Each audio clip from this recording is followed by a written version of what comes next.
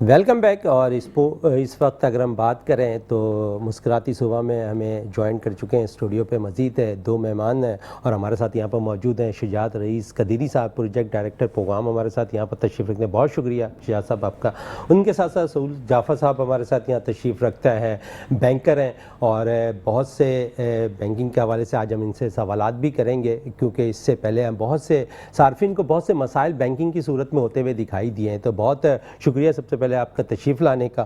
اور ساتھ ساتھ شجاعت صاحب آپ کی طرف چلیں. ہمیشہ ہمارے پروگرام میں آپ تشریف لاتے ہیں اور بدھ کا سیگمنٹ ایسا ہوتا ہے کہ جہاں پر آپ نہ ہوں تو سونا سونا سا ایک ماحول سا بن جاتا ہے. ایک پھر آپ موجود ہیں, کیا کچھ کہیں گے آپ, کیونکہ پروجیکٹ ڈائریکٹر ہیں اس وقت پروگرامنگ کے, تو کس طرح آپ دیکھ رہے ہیں بینکنگ کی صورتحال کو؟ اعوذ باللہ من الشیطان الرجیم, بسم اللہ الرحمن الرحیم. ان اللہ و ملائکتہ یصلون علی النبی یا ایھا الذین آمنوا صلوا علیہ وسلموا تسلیما. اللہم صلی علی سیدنا و مولانا محمد بعدد کل شیء معلوم لک رب ارنی بجمالک یا رسول اللہ یا رسول اللہ یا رسول اللہ صلی اللہ علیہ وسلم. دیکھیے, پاکستان جس نے ایک بہت بڑا اقدام اٹھایا انسانیت کے خلوص کے لیے, جذبہ عقیدت اور شعار کی ان منزلوں کو حاصل کرنے کے لیے جو ابتدائی عمل شروع کیا, اللہ تعالیٰ نے اس میں برکت دی ہے کہ دوسرے دور میں بھی معاملات کو بڑا اچھائی پیدا کی جا رہی ہے, جو کہ ایران اور امریکہ کے درمیان ہو رہا ہے. اس کا ایفیکٹ پاکستان کی اکنامک پہ اور بینکنگ پہ بہت زیادہ ہو رہا ہے. دیکھیے, پاکستان کی جو اکنامی ہے وہ ڈیپینڈ کرتی ہے بینکنگ سیکٹر پر. بینکنگ سیکٹر نہ ہو تو اکنامی آف پاکستان یا کیا بلکہ کسی ملک کی بھی اکنامک سروائیو نہیں کر سکتی. اس وقت جو اکنامک کی پوزیشن ہے وہ بڑی ویک چل رہی ہے, فلیکچویٹ ہے, اپ اینڈ ڈاؤن ہو رہی ہے. اس میں ہم ایک گھنٹے بعد کی پوزیشن بیان نہیں کر سکتے, جو کہ پہلے ہم ایک دن پہلے کی پوزیشن ہمارے پاس ہوتی تھی. ہم ایک ہفتے کی پوزیشن بھی ہمارے پاس ہوتی تھی کہ ایک ہفتے کے بعد کیا حالات ہوں گے. ابھی جو ہے نا ان ایکسپیکٹڈ جو ٹائم گزر رہا ہے, اس میں ہم کسی قسم کی پیشن گوئی نہیں کر سکتے. حالات پر ڈیپینڈ کرتا ہے, جیسے حالات ہوں گے ویسے ہی ہماری اکنامی ڈیولپ کرے گی. اور اب چونکہ ایک تھوڑا سا خلا آ گیا تھا امریکہ اور ایران کے درمیان, تو پاکستان کو نے اس کو اپنی ذمہ داری سمجھتے ہوئے اس کو بڑے احسن طریقے سے ڈیل کرتے ہوئے اس کو دوبارہ ریٹیک کر لیا ہے, اور دوبارہ وہ لوگ میز پر آنے کے لیے تیار ہو گئے. اچھا, شاید ایسا لگتا ہے کہ جہاں پر مذاکرات ہو رہے ہیں اس میں پوری دنیا کا جو فوکس ہے نا وہ پاکستان بنا ہوا ہے. آپ سمجھتے ہیں کہ اب ہم امریکہ سے بھی زیادہ پاورفل نظر آ رہے ہیں؟ نہیں, پاکستان نے دیکھیے, وہ میں نے ابھی شروع میں کہا کہ پاکستان نے وہ اقدام اٹھایا ہے, بہت بڑا اقدام اٹھایا ہے, جو کہ کوئی بھی نہیں کر سکتا تھا اتنی بڑی طاقت کے آگے. ٹھیک ہے, پھر ایران جو تھا وہ بھی اپنے مقام پر قائم تھا کہ میں ہار نہیں مانوں گا, چاہے میں چھوٹا ہوں یا بڑا ہوں, اس کو اس سے کوئی غرض نہیں ہے. اس نے کہیں بھی کسی بھی جگہ اس چیز کا اظہار نہیں کیا. یہ پاکستان ہے جس نے اس کو آمادہ کیا کہ آپ ایسے اقدامات کریں جس سے کہ ہم ٹیبل ٹاپ پر آ جائیں اور امریکہ سے جنگ نہ کریں. کیونکہ اگر امریکہ اور ایران کی جنگ چلتی رہتی تو یہ ورلڈ وار ایسپیکٹ ہو سکتی تھی کہ ورلڈ وار لوگ اس میں شامل ہو جاتے.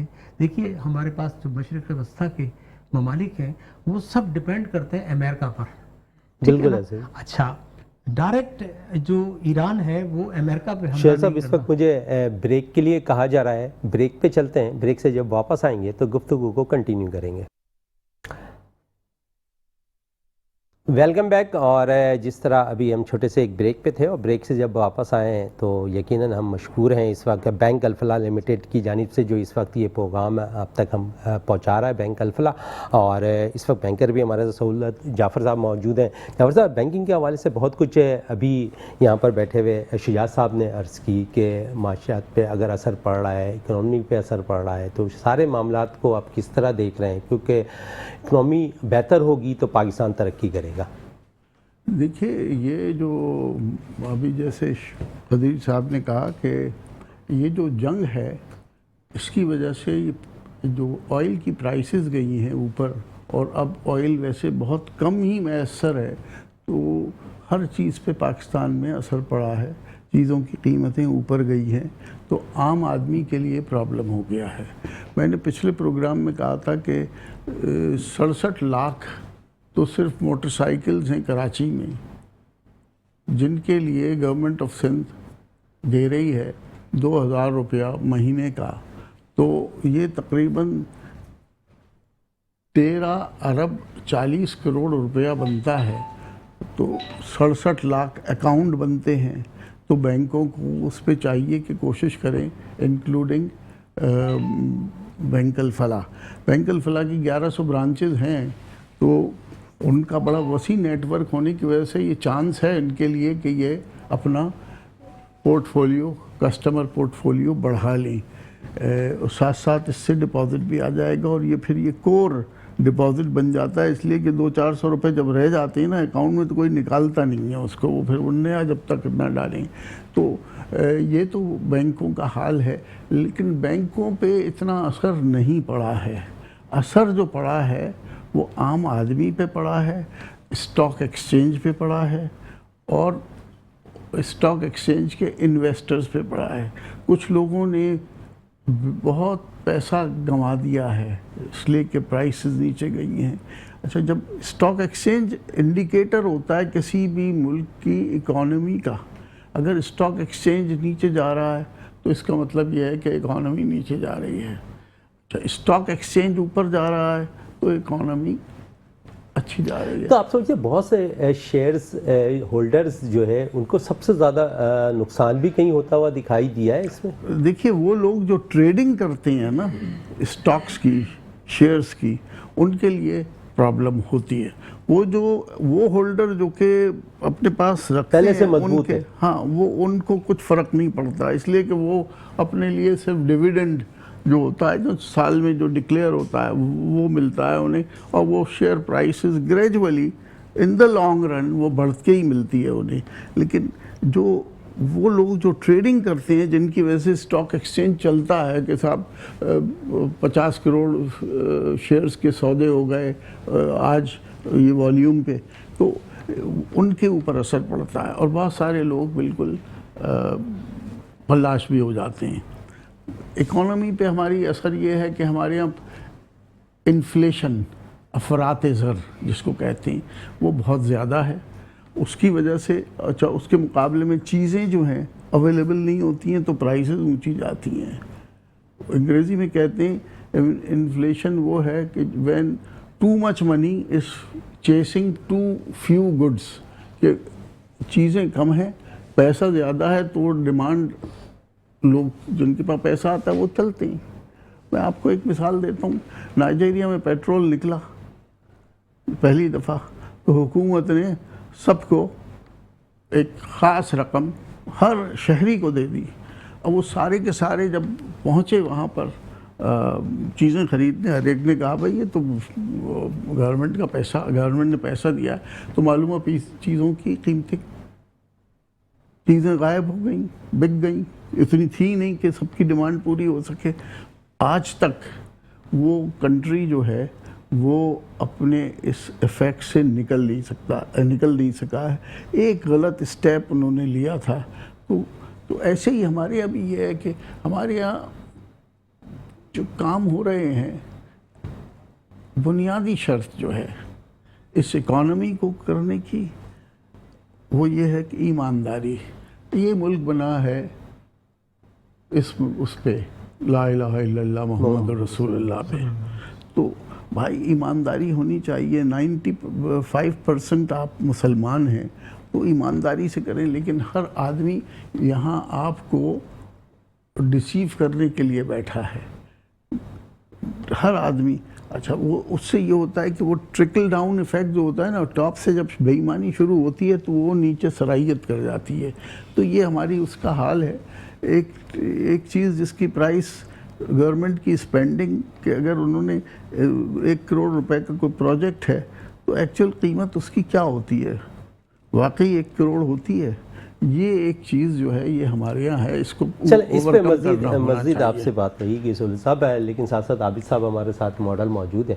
عابد صاحب جس طرح آپ نے کہا کہ آپ نے ماڈلنگ کے شعبے میں اپنے آپ کو ترجیح دینی شروع کی, سنگر آپ بنتے دکھائی دے رہے ہیں, تو جب آپ اپنے یہ سلسلہ شروع کیا تو ایجوکیشن کو کہاں تک لے کے چلتے رہے ہیں آپ؟ جی دیکھیں, ہماری ایجوکیشن تو 8 کلاس تک ہم پڑھیں, پھر اس کے بعد گھریلو مسئلے اتنے بڑھ گئے تھے جس کی وجہ سے ہمیں پھر ایجوکیشن اپنی روکنی پڑی.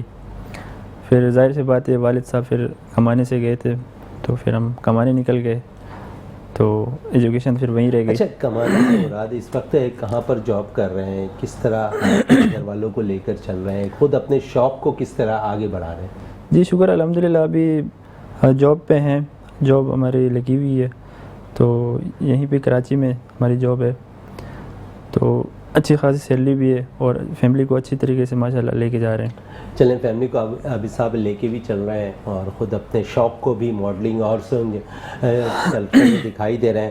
اور اب کیونکہ اگر ہم دیکھیں تو 1100 برانچز کام کرتی دکھائی دے رہی ہے, بینک الفلاح لمیٹڈ ہے اس وقت پورے پاکستان کے اندر. اور اگر اس پہ مزید اور بھی بات کریں گے, شجاعت صاحب ہمارے ساتھ موجود ہے. شجاعت صاحب, جس طرح میں تھوڑی سی بینکنگ پہ اس لیے آ رہا ہوں کہ ایک ایسا ادارہ جو 1100 برانچز اس وقت پاکستان میں کام کرتی دکھائی دے رہی ہے, اور کیا کیا فیسلٹیز, میں آپ سے یہ ضرور پوچھنا چاہوں گا کیونکہ ہر بینک کی کوئی نہ کوئی ریکوائرمنٹ ہوتی ہے, اور بینک الفلاح کہاں ریلیف دیتا نظر آ رہا ہے لوگوں کو؟ دیکھیے, بینک الفلاح پاکستان کے چند بینکوں میں اس کا شمار ہے, اور جو پاکستان کے بڑے بینک ہیں, اور سب سے بڑی چیز یہ ہے کہ انہوں نے اپنے کسٹمر کو فیسیلیٹیٹ بہت کیا ہے, ہر کسٹمر کو. یہ نہیں کہ چند ایک, بہت سے بینک ایسے ہوتے ہیں کہ وہ بڑے کسٹمرز جن کے بڑے اکاؤنٹ ہوتے ہیں ان کو کنسیڈر کرتے ہیں, ان کو زیادہ ٹائم دیتے ہیں, ان کو زیادہ فیسیلیٹی دیتے ہیں. لیکن یہ واحد بینک الفلاح ہے جو کہ ہر کسٹمر کو اپنا قیمتی اثاثہ سمجھتا ہے اور اس کے لیے وہ راستے کھولتا ہے جو وہ چاہتا ہے. چونکہ ابھی عموماً اسٹیٹ بینک میں کم سے کم ہمارا کمپلینٹ ڈپارٹمنٹ ہے, ٹھیک ہے, وہاں پر تمام بینکوں کی اتنی کمپلینز آتی ہیں کہ ہم گنتے تھک جاتے ہیں, ان کو سالو کرنا تو بات کی بات ہے, گنتے تھک جاتے ہیں لوگ بینکوں کی کمپلینیں. اچھا, کس قسم کی کمپلینیں آتی ہیں یہ ضرور یہ میں کہ جی میں برانچ میں گیا, میں نے ان سے کہا جی میرا اکاؤنٹ کھول دیں, تو انہوں نے مجھے کہا اچھا آپ بیٹھیں. بیٹھنے کے بعد آدھے گھنٹے بعد بولا اچھا جی کون سا اکاؤنٹ کھلوانا ہے. انہوں نے کہا جی یہ اکاؤنٹ, کہنا جی اس کے لیے تو یہ چیزیں چاہیے اور آپ یہ لے کر آ جائیں. لیکن آج کل تو آن لائن سسٹم میں آن لائن سسٹم میں بھی ہوتا ہے, وہاں پہ بھی پرابلمز ہوتی ہیں. جب آن لائن وہ کانٹیکٹ کرتے ہیں تو اس میں جواب میں وہ کہتے ہیں کہ جی ہمیں یہ چیزیں چاہیے, آپ پرووائڈ کر دیں. اب جب وہ پرووائڈ کرتے ہیں تو اس میں بھی پھر وہ کچھ مین میک نکالتے ہیں, پرابلمس کریٹ کرتے ہیں.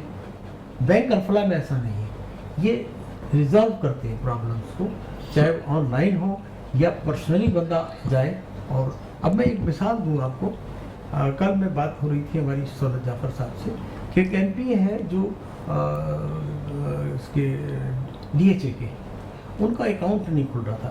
تو میں کسی میت والے گھر پہ گیا, تو وہ کسی پارٹی کے اچھے بڑی پارٹی کا عہدیدار تھا, ان کے چھوٹے بھائی کا انتقال ہو گیا تھا.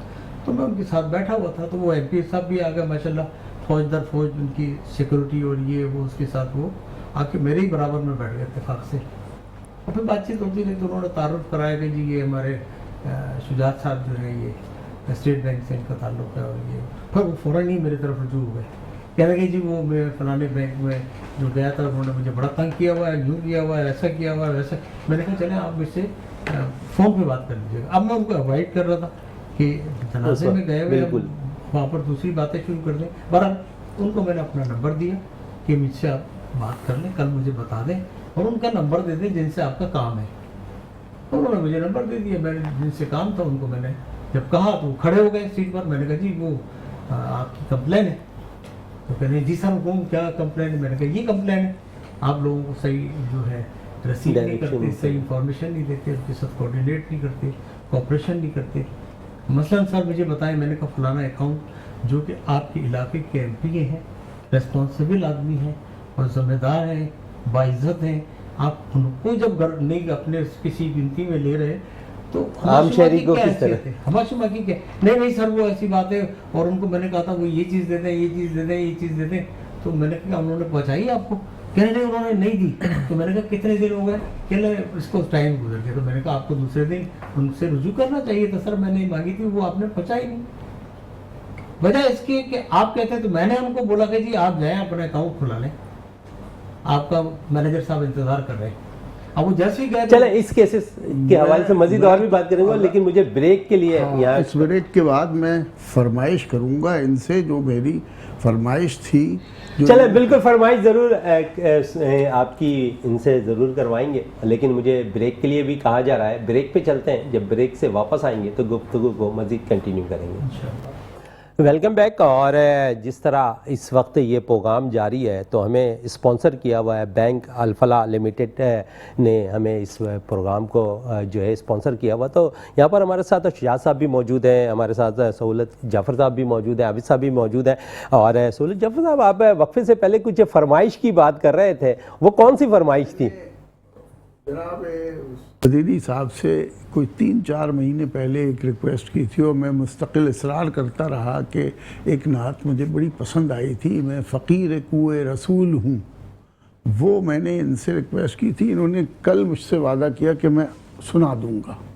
تو آج وہ ایکسکلوسیولی نہیں سنائی, انہوں نے کہا میں اس میں آج اس پروگرام کے اندر وہ سنائیں گے. ہاں تو بالکل اس وقت شجاعت صاحب بھی ہمارے ساتھ. شجاعت صاحب, یہ فرمائش 3 مہینے کی ہے اور آپ پوری نہیں کر پا رہے ہیں, آپ ضرور اس فرمائش کو پورا کر پا رہے ہیں. فرمائشیں آتی رہتی ہیں اور میں گائے بگائے کرتا رہتا ہوں. اب چونکہ یہ میرے استاد محترم بھی ہیں, میں گائیڈ ڈائن دیتا ہوں ان سے ہر چیز کے اندر, تو میں اس سلسلے میں زیادہ مصروف رہا ان کے ساتھ, تو یہ فرمائش رہ گئی. اس کی میں لیکن یہ وقت تھوڑا سا لمبا نہیں ہو گیا؟ معذرت چاہتا ہوں. نہیں معذرت ہے نا, اس کی لمبے کی معذرت ہے, اور ثواب ان کو مل رہا ہے لمبے اس کا, اور پڑھوں گا تب بھی اور پڑھنے کے بعد بھی ان کو ثواب ملتا رہے گا اس کا. بالکل. صلی اللہ علیہ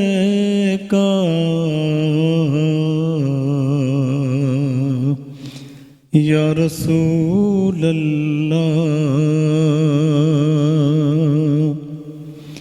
وسلم علیکہ یا حبیب اللہ.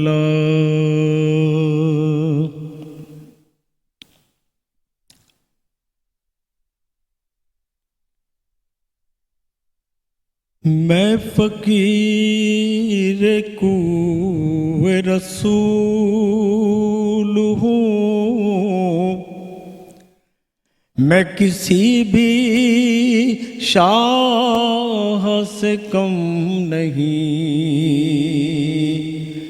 میں فقیر کوئے رسول ہوں, میں کسی بھی شاہ سے کم نہیں,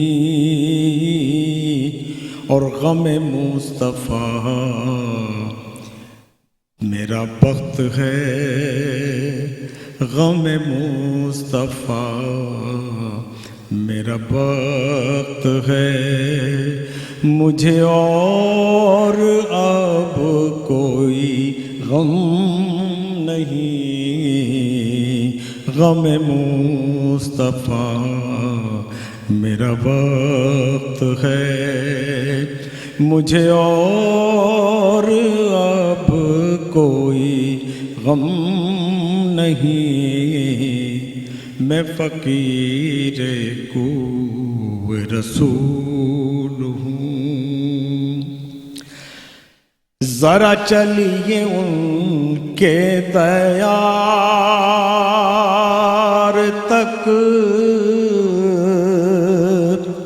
اور وہ سکون ملے گا تمہیں وہاں. ذرا چلیے ان کے دیار تک ذرا چلیے ان کے دیار تک، اور وہ سکون ملے گا تمہیں وہاں، اور میں کہوں کہ لوٹ کے گھر چلے، میں کہوں کہ لوٹ کے گھر چلے، اور تو کہے خدا کی قسم نہیں، میں کہوں کہ لوٹ کے گھر چلے، اور تو کہے خدا کی قسم نہیں، میں فقیر کوئی رسول ہوں، اور جو گلی سے ان کی گزر گیا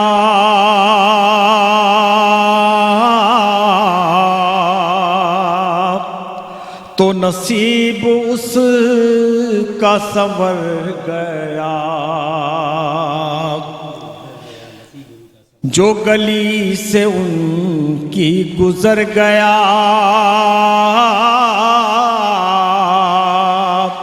تو نصیب اس کا سنور گیا، اور جو در رسول پہ آ گیا اسے حشر کا کوئی غم نہیں، جو در رسول پہ آ گیا اسے حشر کا کوئی غم نہیں، میں فقیر کوئی رسول ہوں، اور یہ طلب کے حال، یہ طلب کے جالی سے جا لگوں، اور یہ ادب کے پاؤں کہاں رکھوں، اور یہ طلب کے جالی سے جا لگوں،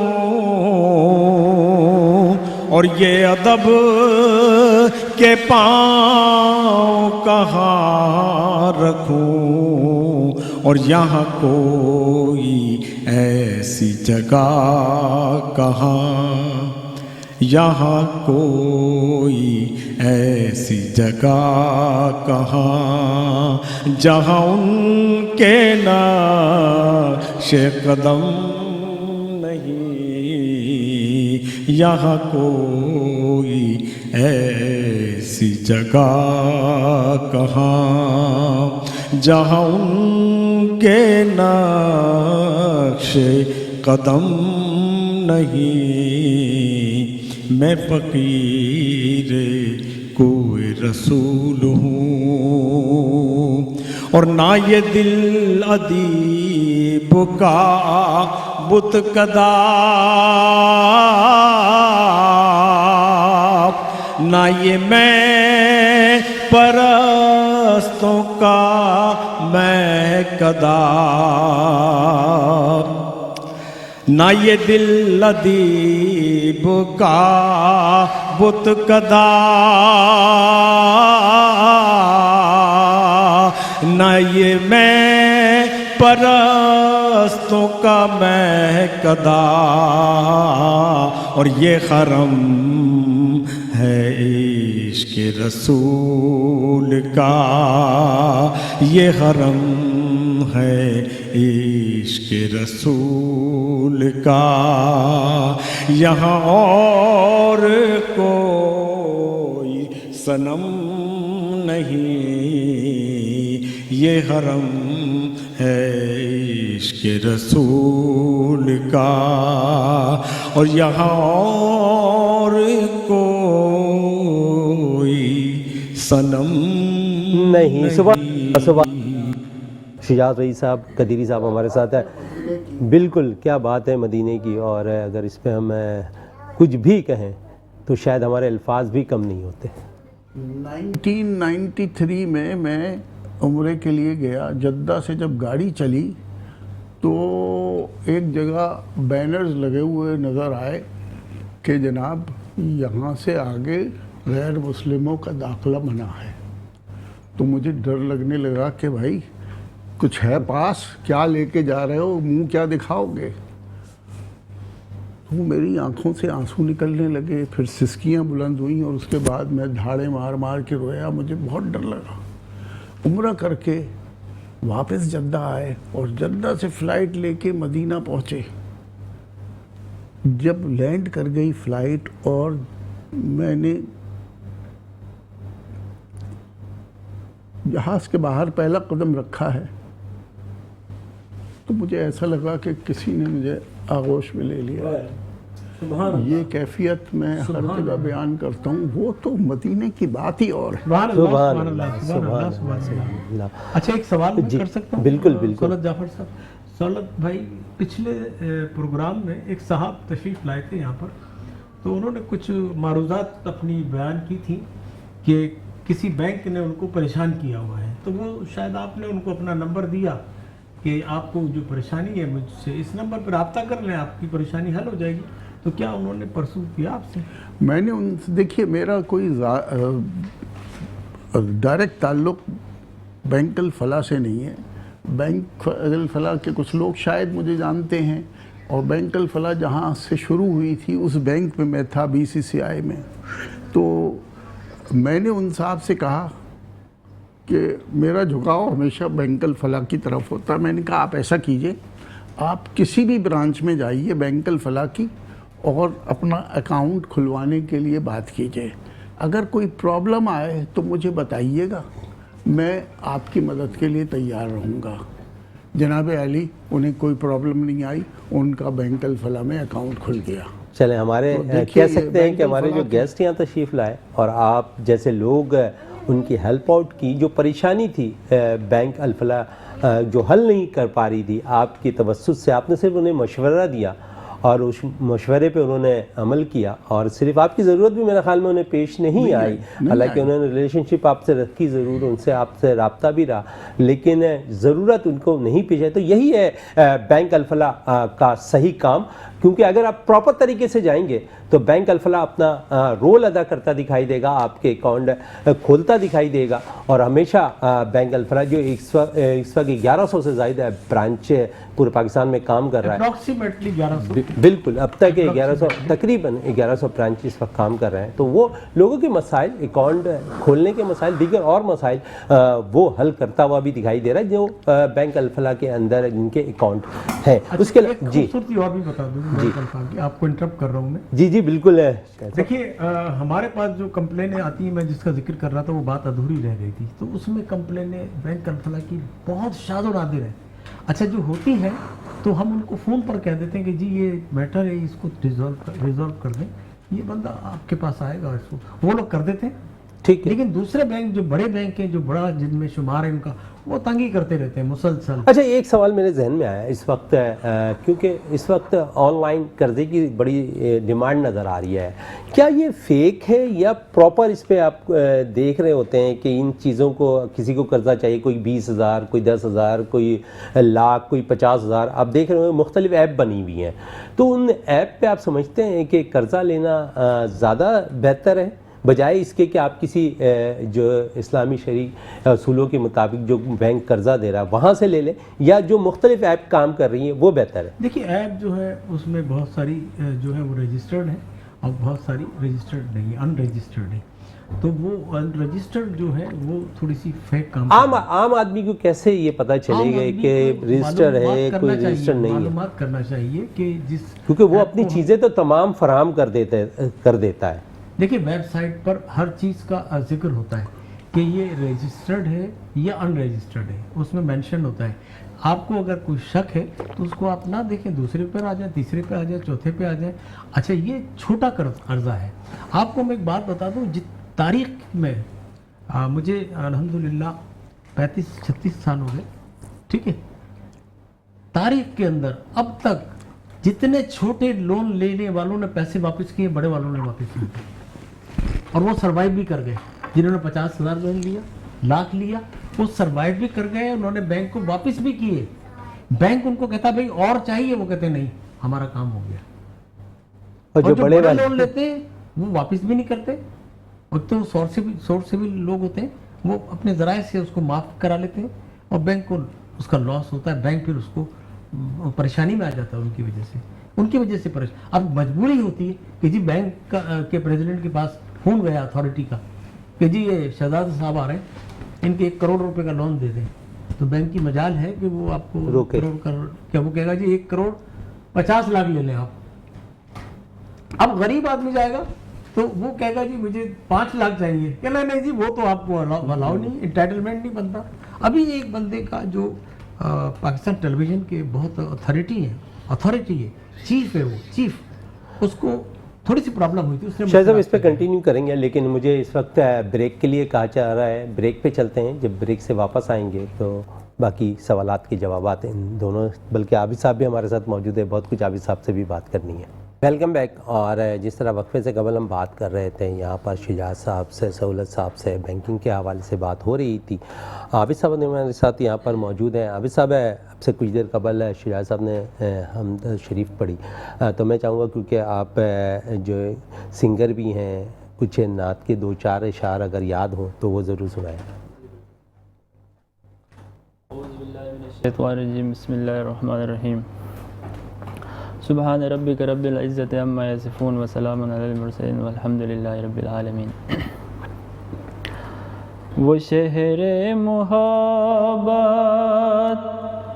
जहाँ मुस्तफ़ा है, वहीं घर बसाने को जी चाहता है। वो शहरे मोहब्बत जहाँ मुस्तफ़ा है, वहीं घर बनाने को जी चाहता है। वो सोने से कंकर, वो चांदी सी माटी, नज़र में बसाने को जी चाहता है। जो पूछा नबी ने कि क्या घर बिछोड़ा, तो सिद्दीक़ अकबर के होंठों पे आया। जो पूछा नबी ने कि क्या घर बिछोड़ा, तो सिद्दीक़ अकबर के होंठों पे आया। वहाँ माल दौलत की क्या हैसियत है, जहाँ जा लुटाने को जी चाहता है। वो शहरे मोहब्बत जहाँ मुस्तफ़ा है, वहीं घर बनाने को जी चाहता है। जिहादे मोहब्बत की आवाज़ गूंजी, कहा हंज़ला ने ये दुल्हन से अपनी।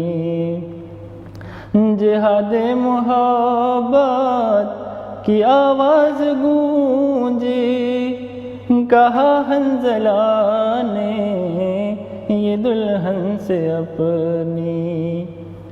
इजाज़त अगर दो तो जामे शहादत लबों पे सजाने को जी चाहता है। वो सोने से कंकर, वो चांदी सी माटी, नज़र में बसाने को जी चाहता है। سبحان اللہ. عابد صاحب ہمارے ساتھ نعت پڑھ رہے تھے اور تھوڑا سا حمد و نعت کی طرف ہیں. تو حمد کیونکہ اس وقت ہمارے ساتھ شجاعت صاحب بھی تشریف رہے, اس سے قبل انہوں نے نعت شریف پڑھی.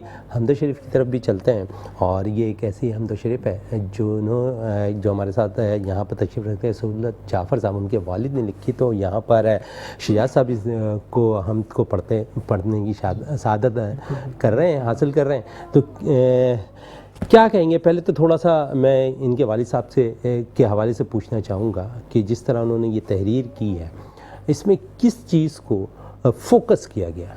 دیکھیے صبا اکبر آبادی جو نام ہے وہ کیسا نام ہے کہ ان کی تعریف کرنا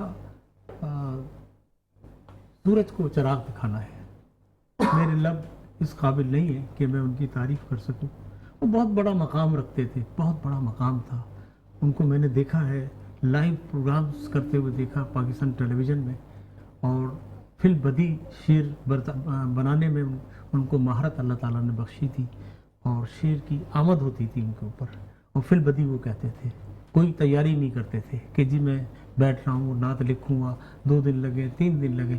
وہ فی البدی کوئی موضوع آ گیا اسی وقت انہوں نے نعت لکھی اور اسی وقت پڑھ دی. یہ کمال تھا ان کا. اچھا, اب جس حمد کو میں پڑھ رہا ہوں جو میں نے رات کو بڑی ریسرچ کر کے ڈھونڈی ہے کہ مجھے آج پڑھنا ہے, اس میں آنسوؤں کا سمندر ہے. اگر آپ اس کو توجہ سے سنیں, آنسوؤں کا سمندر اس میں بہہ رہا ہے. اگر آپ سمجھنے والے ہیں تب. اب چونکہ نعت پڑھی گئی ہے اس کا تقدس بھی ہم نے برقرار رکھنا ہے. تو حضرت مولانا روم کا ایک واقعہ میں آپ کو بیان کر دوں, اس کے بعد پھر یہ نعت 1.5 منٹ کا واقعہ ہے. بالکل. تو حضرت مولانا روم رحمۃ اللہ علیہ اپنے شاگردوں کے ساتھ جا رہے تھے کہیں. ایک دکان پر کرانہ اسٹور پر ان کی نظر پڑی تو ایک خاتون سودا لے رہی تھی جس کا نام زبیدہ تھا, اور وہ کسی بڑے گھرانے کی نوکرانی تھی. وہ اپنے گھر کا سودا لینے آئی تھی اور سودا لے رہی تھی. تو دکاندار اس کو دیکھے جا رہا تھا, اس کے اوپر سے اس کی نگاہ نہیں ہٹ رہی تھی.